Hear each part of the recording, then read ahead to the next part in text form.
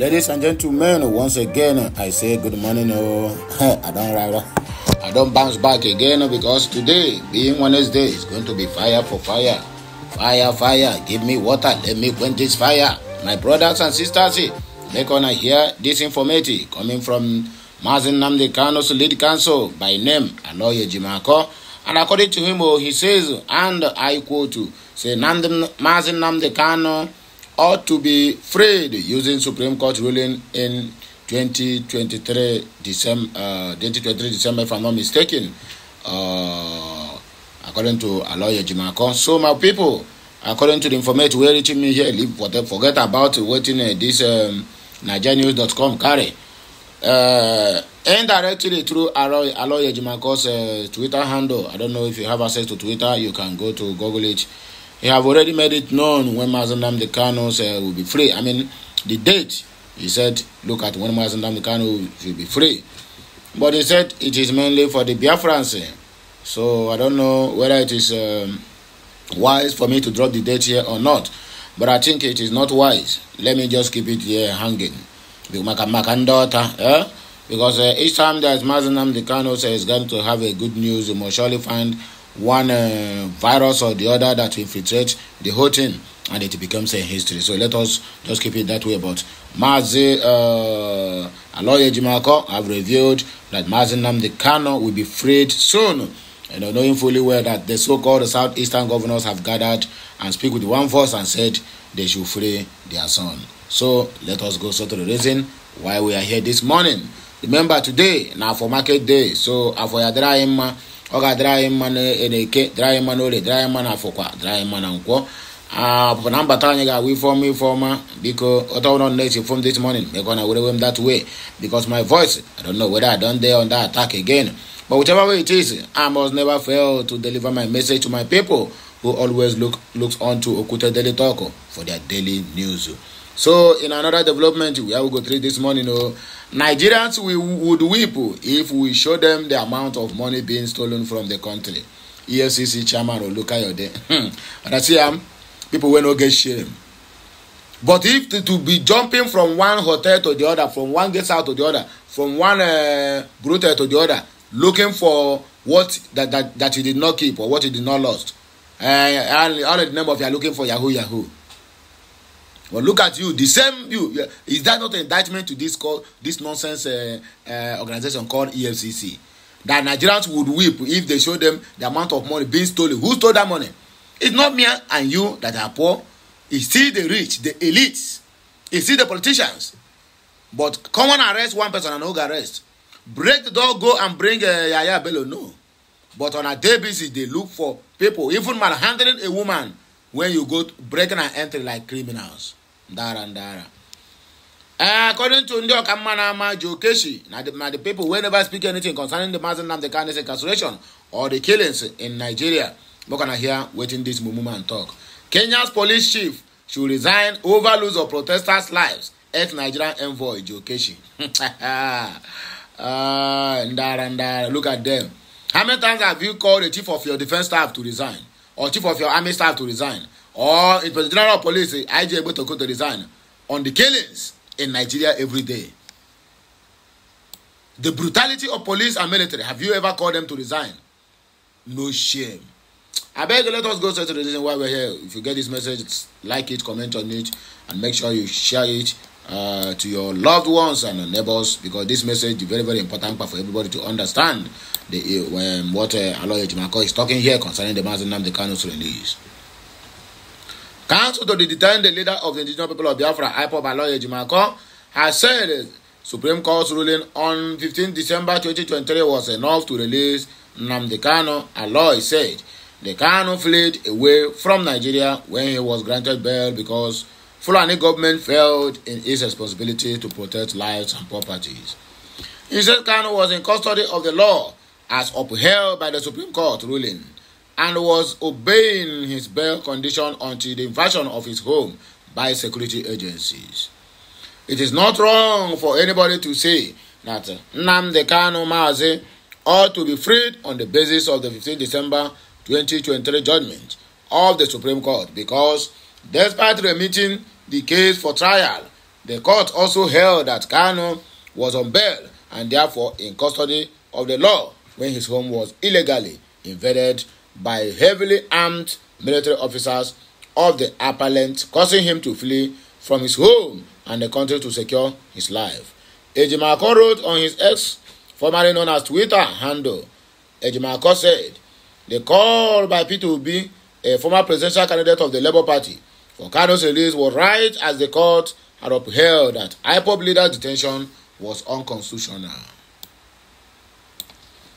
The former governor of Anambra State, in his Onitsha home, called on Bola Ahmed Tinubu to release Kanu. Obi said the continued detention of IPOB leader against court ruling was against the rule of law. The IPOB Leaders Council added that Reno Mokri's attack on Peter Obi was malicious, lie and hate campaign against Ndigbo. Ejimakor republished the 15 December 2023 Supreme Court ruling on Kanu's bail. He wrote, Kanu was on bail and therefore in custody of the law when his home was illegally invaded by heavily armed military officers of the appellant, causing him to flee from his home and the country to secure his life. In the face of such an attack, it was responsible for him to flee to secure his life and physically well-being. That is what any normal and reasonable human being would do in that circumstance to preserve his life and physical well-being. It is glaring that the consequences of that attack were intended for or foreseeable. This is not arguably. The appellant's officials knew that their invasion of the respondent's home caused him to turn or to run away to secure his life and physical well-being. Yet, during proceedings in the pending criminal case against him, they applied that his bail be revoked, that a warrant for his arrest be issued, and his churches forfeit their respective bail bond, and that his trial, the trial in his absence, be ordered because he had jumped bail and it is not in court to stand his trial, but they knew that their illegal actions made it impossible for the respondent to be in court for his trial. In a situation such as this one, where the prosecution has taken extrajudicial actions against the defendant in a pending criminal case brought by it and made it impossible for the defendant who is on bail to be in court for his or her trial, it is wrong to treat such a defendant as having jumped bail in the sense that he is running from persecutions or running to avoid persecutions in the pending criminal case in respect of which he was granted bail. The respondent did not intentionally and knowingly fail to appear in court. It was therefore wrong and malicious for the appellant that had the case or had caused the respondent to flee from his home and country to secure his life, and that had therefore caused his unavoidable absence from the court. To inform and thereby deceive the trial court that the respondent had jumped bail is a fallacy and liar from the pit of hell. On this basis of this deception, the appellant applied to the trial court for an order revoking the respondent's bail, forfeiting the amount, securing the bail bond of insurance, and an order issuing a bench warrant for Mazi Nnamdi Kanu's arrest. It is a glaring from the record of position that the trial court that granted such an absence, and the court has caused by invasion of the home by army officers of the appellant, which is the army officers of the zoo. Therefore, the trial court knew that the said extrajudicial and illegal actions of the appellant made it impossible for the respondent to be on the court, and he is not running for persecution, but he's running to avoid persecutions. Get the point now, eh? In others, the orders were made on the basis of the false assumption that the respondent jumped bail. It was on the basis of the orders of arrest of the respondent obtained under the false pretense that he jumped bail, that his extradition or rendition from Kenya was carried out. According to our brother Aloysius Ejimakor, Nigerians would weep if they show you how much money that has been stolen from Nigeria. EFCC chairman. On our way done, the chairman of the Economic and Financial Crimes Commission, EFCC, Ola Olukoyode, has shared his frustration over the level of corruption in the country. He said that anytime he checks case files and sees the amount stolen, he wonders how the country still exists. To you, do you think this country is existing? My dear, the country is dead long ago. Olukoyede said that if Nigerians saw some case files, they would weep. The EFCC chairman stated this on Tuesday while receiving the management team of the Revenue Mobilization, Allocation and Fiscal Commission, led by its chairman, Mohammed Shehu. Speaking via a statement by the agency's head of media and publicity, Dele Oyewale, the EFCC chair said, "When I look at some case files and see the humongous amounts of money stolen, I wonder how we are still surviving. If you see some case files, you will weep. The way they move up spent budget allocation to private accounts in commercial banks before midnight at the end of a budget cycle, you wonder what kind of spirit drives us as Nigerians." He also said public corruption ranks as the biggest cause of corruption in Nigeria. That's public corruption rank as the biggest corruption in Nigeria. Olukoyede pointed out that if public corruption was taken out of the polity, the country would fare better than any countries of the world. He said, a situation where somebody would hold a public office or position or trust for years and you call him to account, and he says no, he will not account, is not acceptable. He said that the transparency and accountability should be embedded in both the public and private sectors for optimal development of the country. While noting that corruption poses a huge challenge to the country, Olukoyede expressed optimism that the prevention mechanism of his leadership would ensure that the commissions stay ahead of the devices of the corrupt to ensure that Nigerians have good governance and experiences. Kenya's police chief should have resigned over loss of protesters' lives. Ex-Nigerian envoy Joe Keshi. Animals.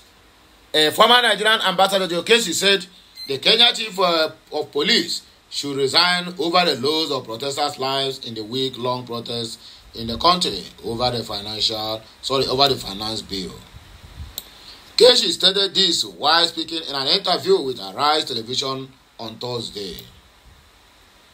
Reacting to the police response to the protests, Keshi said, if the leadership of the police wants to help the president and the country, then the police chief in Kenya should honorably resign because of the loss of lives. Police in this part of the world have not learned how to manage demonstrations. This first reaction is to match force with the force. No matter what has happened, they will repeat it. They have never cared. The police first obligation is to protect the people in power. That is their first obligations. The former diplomat said there is the need for better training for law enforcement in managing protests. He said, a point we have to learn throughout the continent of Africa is we need to convince the police and the military on how to manage crises like this. This is not the first country where you have people killed because they are demonstrating in support of their rights. It is a democracy and they have the right to do the peaceful protest. There are better ways they can handle the situation rather than just opening fire and killing people. The guns they are using were purchased by the people, he said. That is people's taxpayers' money. Keshi noted that it is not enough reason to justify what has happened. The police always use that crazy excuse. He expressed worry over the handling of the protest, as he said government must be proactive with effective communications and crisis management. He said, when I listened to the president yesterday, it was clear that Kenya needed resources to execute some of the things that the president said he wants to do. I think the major problem was poor communication to start with. The people were not properly educated or informed of these resources. If the president had taken time to do what he wants to do now, perhaps the riot wouldn't have taken place. Keshi advised Kenyan President William Ruto to engage in more proactive communications and dialogue other than fracas. He said, my advice is for the president to move with the military precision and begin the dialogue with which should have taken place first. One major national broadcast will not solve the problem. He needs to reach out more to the people and win them over. He also needs to take more actions, maybe against the police leadership, according to Joe Keshi, he said. Keshi also drew parallels to Nigeria, urging Nigerian leaders to learn from Kenya's situation. He said, communication is something leaders must learn to do. They must not treat the people anyhow. It is a lesson to our country because there are many similar issues going on in Nigeria. I hope our leaders and members of the National Assembly are taking a cue. So when they are approving a couple of things, they should bear this in mind. You get to a place where the people say enough is enough. And somebody in this country, people will get to the stage if we don't manage our own crisis as well. He warned to the Zoological Republic of Nigeria. So my wonderful people, viewers and subscribers, now here we go take back break. I think this message is enough. According to the English study, they said a word is enough for the wise. So I hope this one you have had now is enough for we to know that things are beginning to walk in the right direction. So please like, share, comment, and make sure you keep subscribing to my channel for more interesting videos coming your way. My name is Sidiman. I'm Andia Nez reporting live from the platform of Okute Daily Talk. Kemesiano.